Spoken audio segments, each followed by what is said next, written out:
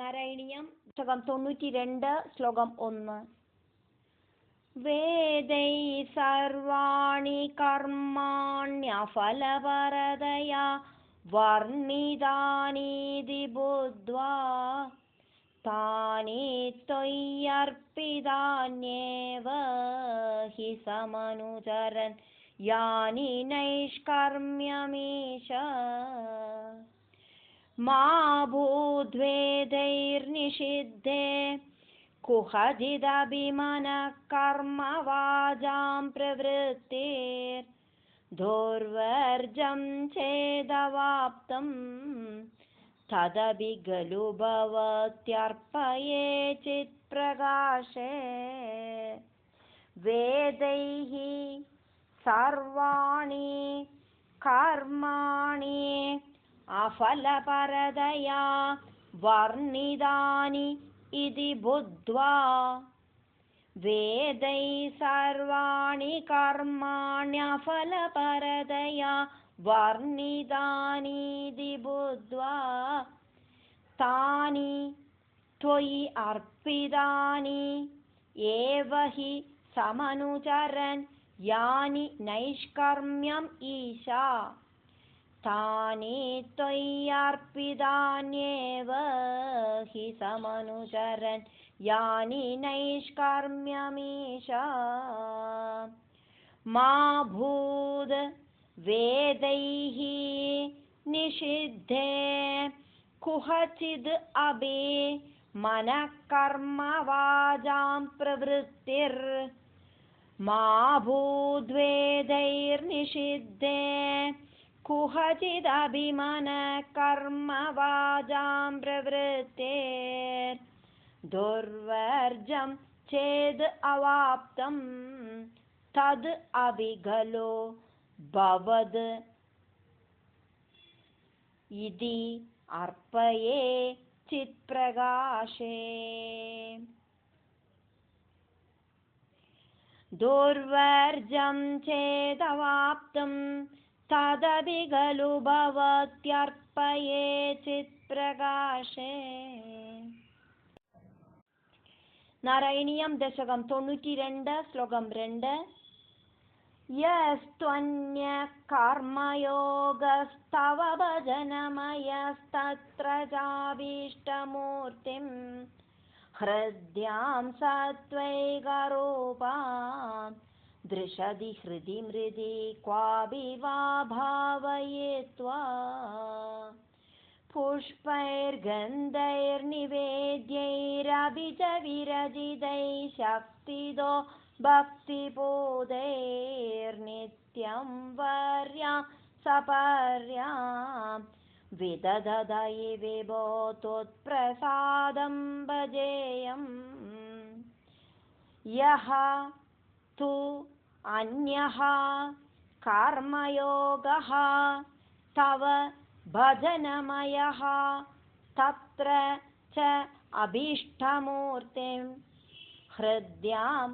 സത്വ ഏകരൂപാം ദൃശതി ഹൃദി മൃദി ക്വാപി വാ ഭാവയേത്വാ. യസ്ത്വന്യ കർമ്മയോഗസ്തവ ഭജനമയ തത്ര ചാഭീഷ്ടമൂർത്തിം ഹൃദ്യാം സത്വൈകരൂപാം ദൃശതി ഹൃദി മൃദി ക്വാപി വാ ഭാവയേത്വാ. പുഷ്പൈഃ ഗന്ധൈഃ നിവേദ്യൈഃ അപി ച വിരജിതൈഃ ശക്തിദഃ ഭക്തിപൂതൈഃ നിത്യം വർയാം സപര്യാം വിദധത് അയി വിഭോ ത്വത്പ്രസാദം ഭജേയം. പുഷ്പൈർഗന്ധൈർനിവേദ്യൈരപി ച വിരജിതൈ ശക്തിദോ ഭക്തിപൂതൈർനിത്യം വർയാം സപര്യാം വിദധതൈ വിഭോ ത്വത്പ്രസാദം ഭജേയം. നാരായണീയം ദശകം 92 ശ്ലോകം 3. स्त्रीशूद्रास्त्वत्कदादिश्रवणविरहिता आसदां ते दयार्हास्त्वत्पादासन्नयादान् द्विजकुलजनुषो हन्तशोजाम्यशान्तान् वृत्त्यर्थं ते यजन्तो बहुकथितमपि त्वामनाकर्णयन्तो दृप्ता विद्याभिजात्यै किमु न विदधते तादृशं मा कृता माम् स्त्रीशूद्राः त्वद् कदा आदिश्रवणविरहिताः आसदां ते दयार्हाः त्वत्पाद आसन्नयादान् द्विजकुलजनुषः हन्त शोजामि अशान्तान् स्त्रीशूद्रास्त्वत्कदादि श्रवणविरहिता आसदां ते दयार्हास्त्वत्पादासन्नयादान् द्विजकुलजनुषो हन्तशोजाम्यशान्तान् वृत्त्यर्थं ते यजन्तः बहुकथितमपि त्वाम् अनाकर्णयन्तः दृप्ता विद्या अभिजात्यैः किमु न विदधते तादृशं मा कृता माम् वृत्त्यर्थं ते यजन्तो बहुकथितमपि त्वामनाकर्णयन्तो दृप्ता विद्याभिजात्यै किमु न विदधते तादृशं मा कृता माम् നാരായണീയം ദശകം 92 ശ്ലോകം 4 പാപോയം കൃഷ്ണരാമേത്യഭിലപതി നിജം ഗൂഹിതും ദുശ്ചരിത്രം നിർലജ്ജസ്യാസ്യ വാചാ ബഹുതരകഥനീയാനി മേ വിഘ്നിതാനി ഭ്രാതാ മേ വന്ദ്യശീലോ ഭജതി കില സദാ വിഷ്ണുമിത്തംബുദാംസ്തേ നിന്ദന്ത്യുച്ചൈർഹസന്തി ത്വയി നിഹിതമതീംസ്താദൃശം മാ കൃതാ മാം പാപഃ അയം കൃഷ്ണ രാമ ഇതി അഭിലപതി നിജം ഗൂഹിതും ദുശ്ചരിത്രം നിർലജ്ജസ്യ അസ്യ വാചാ ബഹുതര കഥനീയാനി മേ വിഘ്നിതാനി പാപോയം കൃഷ്ണരാമേത്യഭിലപതി നിജം ഗൂഹിതും ദുശ്ചരിത്രം നിർലജ്ജസ്യാസ്യ വാചാ ബഹുതര കഥനീയാനി മേ വിഘ്നിതാനി ഭ്രാതാ മേ വന്ദ്യശീലഃ ഭജതി കില സദാ വിഷ്ണും ഇത്തം ബുധാന്തേ നിന്ദന്തി ഉച്ചൈഃ ഹസന്തി ത്വയി നിഹിതമതീൻ താദൃശം മാ കൃതാ മാം ഭ്രാതാ മേ വന്ദ്യശീലോ ഭജതി കില സദാ വിഷ്ണുമിത്തം ബുധാംസ്തേ നിന്ദന്ത്യുച്ചൈർഹസന്തി ത്വയി നിഹിതമതീംസ്താദൃശം മാ കൃതാ മാം നാരായണീയം ദശകം 92 ശ്ലോകം 5 ശ്വേതഛായം കൃതേ ത്വാം മുനിവരവഭുഷം പ്രീണയന്തേ തപോഭിസ്ത്രേതായാം സൃക്സ്രുവാദ്യങ്കിതമരുണതനും യജ്ഞരൂപം യജന്തേ സേവന്തേ തന്ത്രമാർഗൈർവിലസധരിഗതം ദ്വാപരേ ശ്യാമളാംഗം നീലം സങ്കീർത്തനാദ്യൈരിഹ കലിസമയേ മാനുഷാസ്ത്വാം ഭജന്തേ श्वेतच्छायं कृते त्वां मुनिवरवपुषं प्रीणयन्ते तपोभिः त्रेधायां सृक्सुवादि अङ्कितम् अरुणधनुं यज्ञरूपं यजन्ते श्वेतच्छायं कृते त्वां मुनिवरवपुषं प्रीणयन्ते तपोभिस्त्रेधायां सृक्सुवाद्यङ्गितमरुणतनुं यज्ञरूपं यजन्ते सेवन्ते तन्त्रमार्गैः विलसदरिगदं तन्त्रमार्गैर्विलसदरिगदं द्वापरे श्यामलाङ्गं नीलं सङ्कीर्तनाद्यैः इह कलिसमये मानुषाः त्वां भजन्ते सेवन्ते तन्त्रमार्गैर्विलसदरिगदं द्वापरे श्यामलाङ्गं नीलं सङ्कीर्तनाद्यैरिह कलिसमये मानुषास्त्वां भजन्ते. നാരായണീയം ദശകം 92 ശ്ലോകം 6.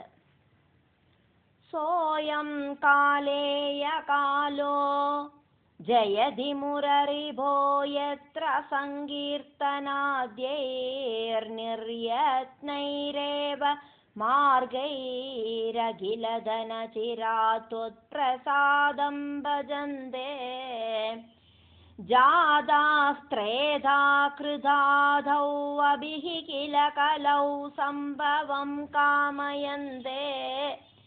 दैवातत्रैव जादान् विषयविषरसैर्मा विभो वञ्चयास्मान् सः अयं कालेयकालः जयति मुररिभो यत्र सङ्कीर्तनाद्यैः निर्यत्नैः एव मार्गैः अखिलद न चिराद् त्वद् प्रसादं भजन्ते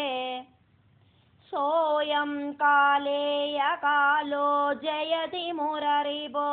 यत्र सङ्कीर्तनाद्यैर्निर्यत्नैरेव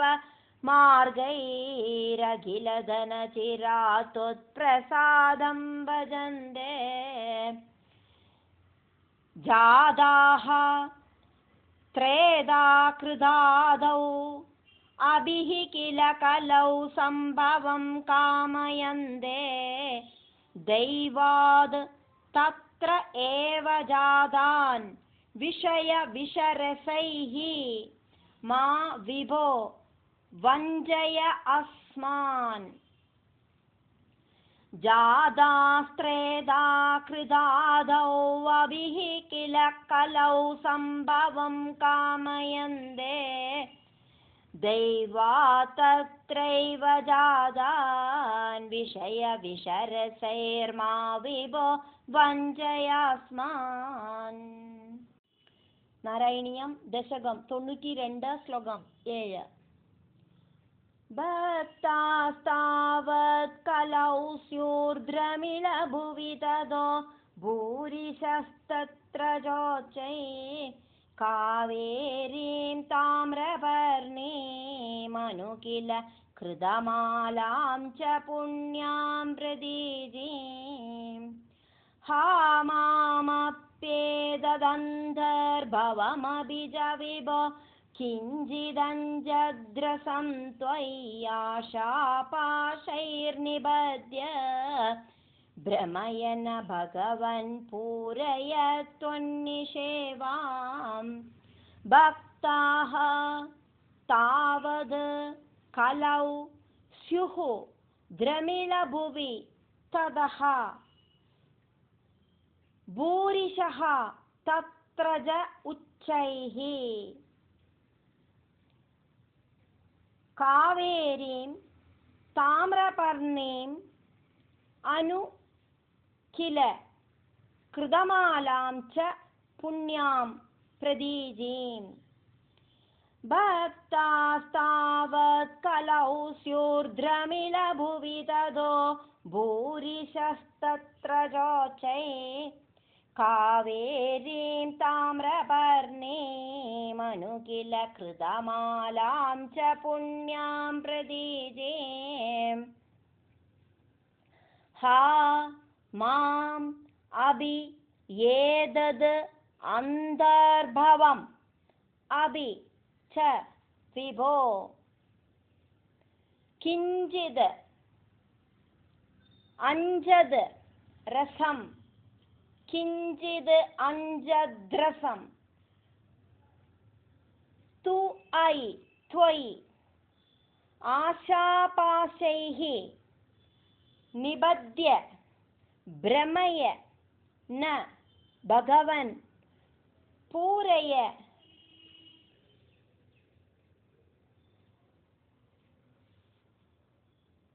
त्वन्निषेवाम्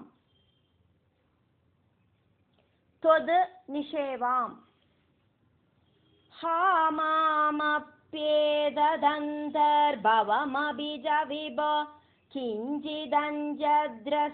त्वय्याशापाशैर्निबध्य भ्रमयन भगवन् पूरय त्वन्निषेवाम् नारायणीयं 92 श्लोकम् 8 दृष्ट्वा धर्मद्रुहं तं कलिमभकरुणं प्राङ्महीक्षित्परीक्षेधन्तुं व्यागृष्टगड्गोपी न विनिहतवान् सारवेदी गुणांशाद् त्वल्सेवाद्याशु सिद्ध्येदसति हन तदा त्वत्परे जैषबीरोर्यत्तो प्रागेव रोगादिभिरपहरदे तत्र शिक्षयैनम् दृष्ट्वा धर्मद्रुहं तं कलिम् अपकरुणं प्राक्महीक्षिद् परीक्षिद् हन्तुं प्राङ्महीक्षित्परीक्षिदन्तुं व्यागृष्टगड्गः अभि व्यागृष्टगड्गोऽपि न विनिहतवान् सारवेदी गुणांशाद् दृष्ट्वा धर्मद्रुहं तं कलिमपकरुणं प्राङ्महीक्षित्परीक्षेधन्तुं व्यागृष्टगड्गोपी न विनिहतवान् सारवेदी गुणांशाद् त्वद् सेवादि आशु सिद्ध्येद असद् इह न तदा त्वत्परे च एष वीरुः त्वल्सेवाद्याशु सिद्ध्येदसदिह न तदा त्वत्परे जैष वीरोर्यत्तु प्राक् एव रोगादिभिः अपहरदे प्रागेव रोगादिभिरपहरदे तत्र शिक्षयैनं यत्तु प्रागेव रोगादिभिरपहरदे तत्र शिक्षयैनम् नारायणीयं दशकं 92 श्लोकं 9 गङ्गा गीता जगायत्र्यभिज तुलसिका गोपिका चन्दनं साळग्रामाभिपूजा परपुरुष तदैकादशी नामवर्णा एतान्यष्टाप्ययत्नान्ययि कलिसमये त्वत्प्रसादप्रवृद्ध्या क्षिप्रमुक्तिप्रदानीत्यभिदधुर्षयस्तेषु मां सज्जयेदा गङ्गा गीता च गायत्री अभिज तुलसिका गोपिका चन्दनं साळग्राम अभिपूजा परपुरुष तदा एकादशी नामवर्णाः गङ्गा गीता च गायत्र्यभिज तुलसिका गोपिका चन्दनं साळग्रामाभिपूजा परपुरुष तदैकादशी नामवर्णा एतानि अष्ट अयत्नानि अयि कलिसमये त्वद् प्रसादप्रवृद्ध्या क्षिप्रं मुक्तिप्रदानि इति अभिदधुः ऋषयः तेषु मां सज्जयेदाः एतान्यष्टप्ययत्नान्ययि कलिसमये त्वत्प्रसादप्रवृद्ध्या क्षिप्रमुक्तिप्रदानीत्यभिदधुर्षयस्तेषु मां सज्जयेदा नारायणीयं दशकं 92 श्लोकं 10 देवर्षीणां पितॄणामपि न पुनरिणी किङ्करो वासभूमन् योऽसौ सर्वात्मना त्वां शरणमुपगत सर्वकृत्यानि हित्वा तस्योल्पन्नं विकर्माप्यखिलमपनुदस्येव चित्तस्थितस्त्वं तन्मे पापोत्ततापान् पवनपुरपदे रुन्धि भक्तिं प्रणीया देवर्षीणां पितॄणाम् अपि न पुनः ऋणी किङ्करः वा सः भूमन् यः असौ सर्व आत्मना त्वं शरणम् उपगतः सर्वकृत्यानि हित्वा देवर्षीणां पितॄणामपि न पुनरिणी किङ्करो वासभूमन् योऽसौ सर्वात्मना त्वां शरणमुपगत सर्वकृत्यानि हित्वा तस्य उल्पन्नं विकर्म अपि अखिलम् अभनुदसि एव चित्तस्थितः त्वं तद् मे पाप उत्ततापान् पवनपुरपदे रुन्ति भक्तिं प्रणीयाः तस्योल्पन्नं विकर्माप्यखिलमपनुदस्येव चित्तस्थितस्त्वं तन्मे पापोत्ततापान् पवनपुरपदे रुन्धि भक्तिं प्रणीया